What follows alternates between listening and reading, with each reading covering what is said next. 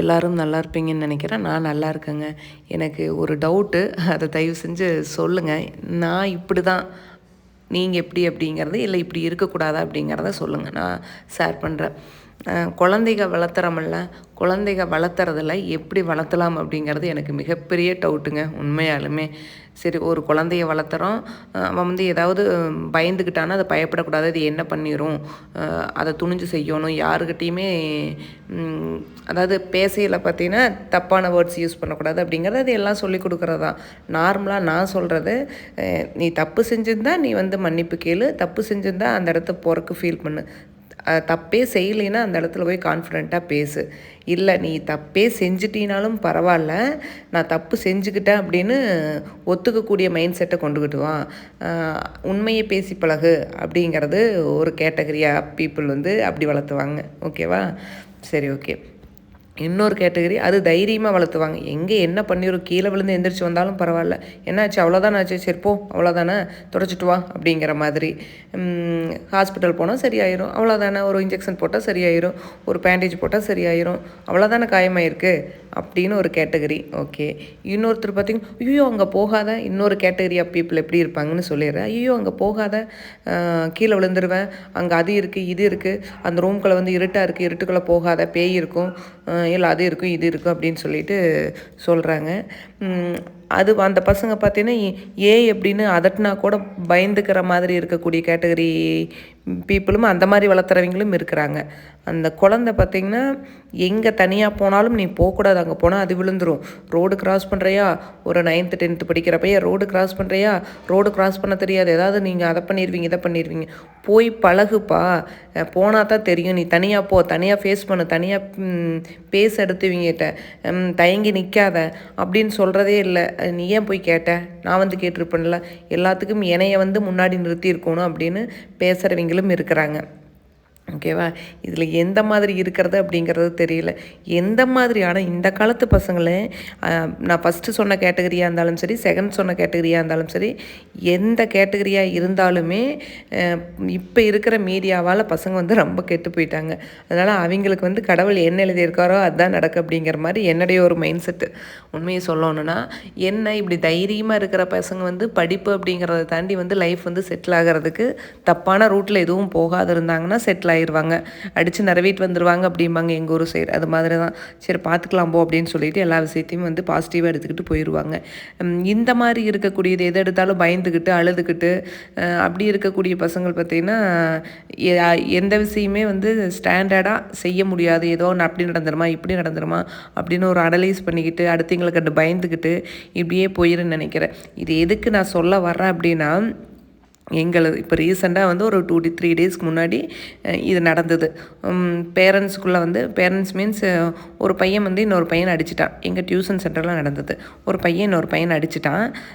அந்த பையன் கொஞ்சம் குறும்பு தான்னு வச்சுக்கோங்களேன். அடிக்கிற பையன் வந்து குறும்பு தான், ஆக்டிவான பையன்.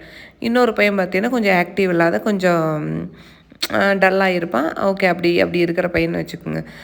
அடிச்சிட்டான். அடிச்சிறது ஓகே, தப்புக்குங்க. அந்த பையன் பண்ணினது தப்பு தான், குறும்பு. ஆனால் 2 பேத்துக்குள்ள என்ன வாக்குவாதம் வந்தது அப்படிங்கிறது அவங்க 2 பேத்துக்கு தான் தெரியும்.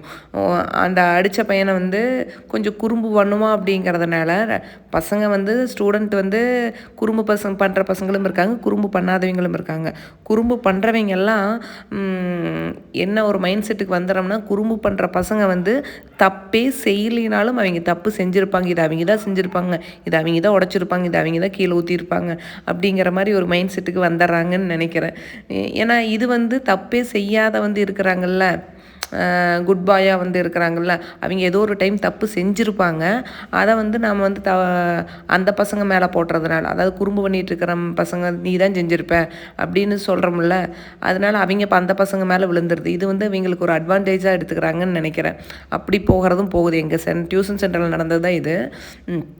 இதில் அந்த 2 பசங்களுக்கு வாக்குவாதம் வந்துருச்சு. இந்த மாதிரியெல்லாம் கொஞ்ச நாள் போய்கிட்டே இருந்தது. நீ தான் தப்பு பண்ணியிருப்பேன், நான் தான் தப்பு பண்ணியிருப்பேன் அப்படின்னு சொல்லிட்டு எங்களுக்கே என்ன பண்ணுறதுன்னு தெரியாத மாதிரி போயிட்டு இருந்தது. இதில் அந்த பையனுக்கு 2 பேர் வந்து கொஞ்சம் வாக்குவாதம் வந்து கொஞ்சம் அடிச்சிட்டாங்க.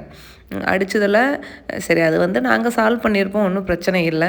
நாங்கள் சால்வ் பண்ணுற அளவுக்கு வந்து சால்வ் பண்ணுற மாதிரி பிரச்சனை தான். அடிச்சுட்டான், அதை சும்மா லைட்டாக கொட்டிட்டாங்களாட்டிருக்குது. அந்த பையன் வந்து அது சாஃப்டான பையன்னு சொன்னேன்ல, அது ரொம்ப சாஃப்ட்டுங்க. ஏன்னு சொன்னாவே அழுகக்கூடிய பையன், 10th படிக்கிற பையன்னு வச்சுக்கோங்க. அதை அப்படி வளர்த்திருக்கிறாங்க. இது கொஞ்சம் ரவுடி மாதிரின்னு வச்சுக்கோங்களேன். கொஞ்சம் எதுவாக இருந்தாலும் போங்க மேம் பார்த்துக்கலாம் அப்படிங்கிற மாதிரி இருக்கக்கூடிய பையன்.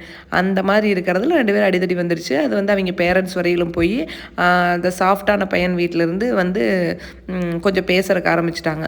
அந்த ரூடாக இருக்குதுல்ல, அந்த பையன் வீட்டுக்கெல்லாம் ஃபோன் பண்ணி எப்படி உங்கள் பையன் இப்படி பண்ணலாம் அப்படி பண்ணலாம் அப்படிங்கிற மாதிரி பேசுறதுக்கு ஆரம்பிச்சிட்டாங்க. சரி ஓகே, இந்த பையன் பண்ணினது தப்பு தான்.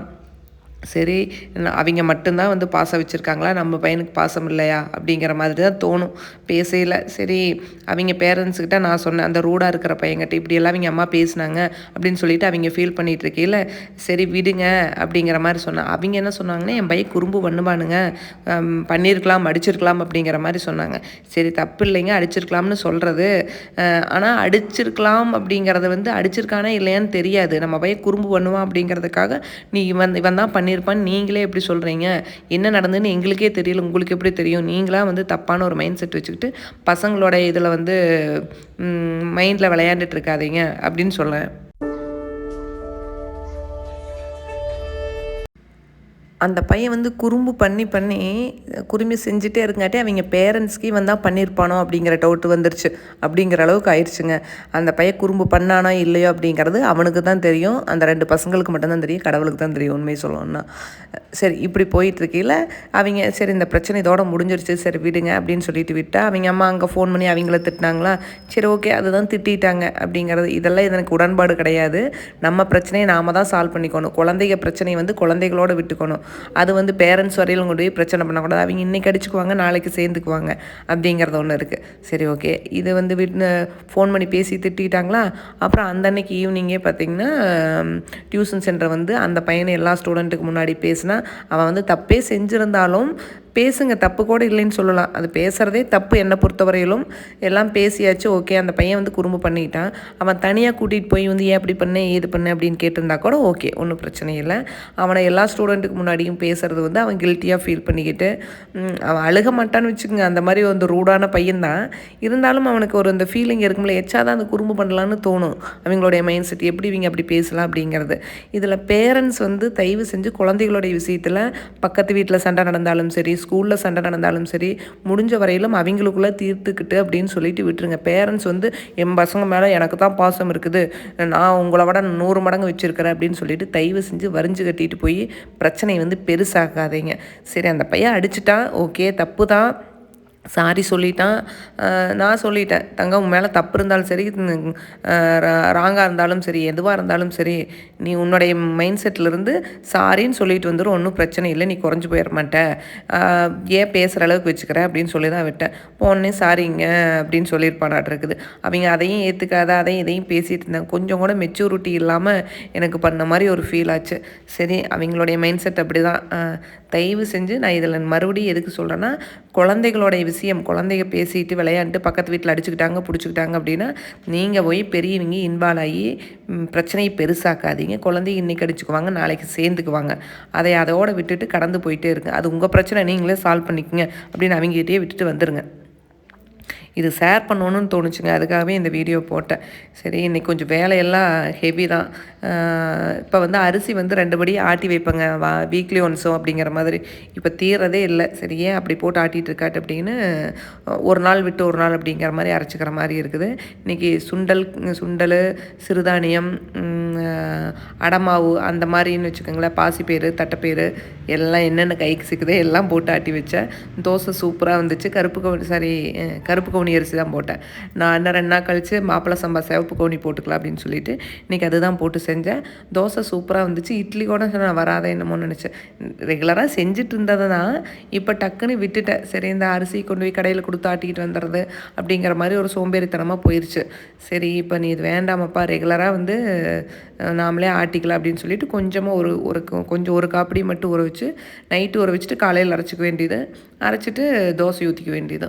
ஒரு டெய்லி அரைச்சிக்க வேண்டியது, மிக்ஸிலேயே போட்டு அரைச்சிக்க வேண்டியது, அந்த மாதிரி பண்ணிக்க வேண்டியது. கொஞ்சம் ஆனால் இந்த மாதிரி ஆட்டின மாவெல்லாம் ஃப்ரிட்ஜில் வச்சோம்னு வச்சுக்கோங்க, அடுத்த நாளே புளிச்சிரும். அதனால் அரைச்சி அந்த அன்றைக்கி ஊற்றினா நீட்டாக இருக்கிற மாதிரி இருக்கும். இன்றைக்கி சிங்கு ஃபுல்லாக பாத்திரங்க. இன்றைக்கி என்னென்னு தெரியல, டயர்டாக இருந்துன்னு போட்டு போய் படுத்துட்டேன். 10, 11 மணிக்கு எந்திரிச்சு தான் இந்த வேலை செஞ்சுட்ருக்கிறேன். ஏகப்பட்ட பாத்திரம் சேர்ந்துருச்சு. ஏன்னா காலையில் நேரமே எந்திரிக்கிறனால 7 மணிக்கு ஸ்கூல் பஸ் வந்துடுறதுனால ஸ்கூல் அனுப்பிச்சுட்டோன்னே கொஞ்சம் நேரம் போய் படுத்துருவேன். இன்றைக்கி என்னென்னு தெரியல, ரொம்ப நேரம் படுத்துட்டேன். ஏதோ சம்திங் ஏதோ போட்டு கன்ஃப்யூஸ் பண்ணிக்கிட்டு எதையோ நினச்சிக்கிட்டே இருந்த மாதிரி இருந்தது. சரி போய் படுத்துக்கலாம், மெதுவாக செஞ்சால் போதும் அப்படின்னு சொல்லிட்டு போய் படுத்துட்டு பாத்திரத்தை கழுவி வச்சு, சரி அது காஞ்சிருச்சு, சரி எடுத்து எல்லாம் வச்சிடலாம் அப்படின்னு சொல்லிட்டு எடுத்து வச்சேன். இந்த சிங்கை க்ளீன் பண்ணுறது தான் பெரிய விஷயமா இருக்கும். டெய்லியுமே க்ளீன் பண்ணி விட்டுட்டோம்னா நம்மளுக்கு அதிகமாக வந்து நீட்டாக இருக்கிற மாதிரி ஒரு ஃபீல் ஆகுது. கஜகஜன்னு இருக்காது. அப்படியே நான் பாத்திரம் கழுவுற சோப்பையே அப்படியே ஊற்றி அப்படியே க்ளீன் பண்ணி விட்டுருவேன். முடிஞ்ச வரையிலும் கொஞ்சம் 10, 11 மணிக்குள்ள வேலையை முடிச்சிட்டோம்னா கொஞ்சம் நல்லா இருக்க மாதிரி இருக்கும். இன்றைக்கி ஃபுல் டே வேலையை செஞ்சுட்டே இருந்த மாதிரி இருந்தது. அதையும் செஞ்சுட்டு இந்த வீடியோ எடிட் பண்ணிவிட்டு இதுக்கு 1 மணி நேரத்தில் முடிச்சலான்னா 1 மணி நேரத்துல எல்லாம் முடியறதில்ல. பாருங்களேன், ஊற வச்சு வச்சுருந்தேன். நைட்டு ஊற வச்சுட்டேன், சரி காலையில் அரைச்சிக்கலாம் அப்படின்னு. இந்த உளுந்தும் பார்த்திங்கன்னா கருப்புளுந்து எப்பயுமே உளுந்து வந்து நான் கருப்புளுந்து தான் வாங்குவேன். கருப்புளுந்து மீன்ஸ் பொட்டு எடுக்காதது. அதை அப்படியே போட்டு அரைச்சிக்குவேன். போட்டு லைட்டாக ஒரு கழிஞ்சிட்டு அப்படியே போட்டு அரைச்சிருவேன். ஏன்னா கருப்புளுந்து ரொம்ப நல்லது, உடம்புக்கு நல்லது அப்படிங்கிறதுனால அதிகமாக கழிய மாட்டேன், பொட்டோடு யூஸ் பண்ணிடுவேன். இந்த நெய்யும் அப்படி தாங்க. ஒரு வாரமா 1 மாதமே ஆயிடுச்சு. அது அப்படியே இருந்தது ஃப்ரிட்ஜுக்குள்ளே. சரி வெண்ணெய் எடுத்து நெய் தீந்துருச்சு. சரி ப்ரெட் ரோஸ்ட் போடலான்னு பார்த்தா நெய் இல்லை. சரி அதையும் செஞ்சு வச்சலாம் அப்படின்னு சொல்லிட்டு முருங்கை தலையில் கருவேப்பிலை போட்டு செஞ்சாச்சு இன்றைக்கி.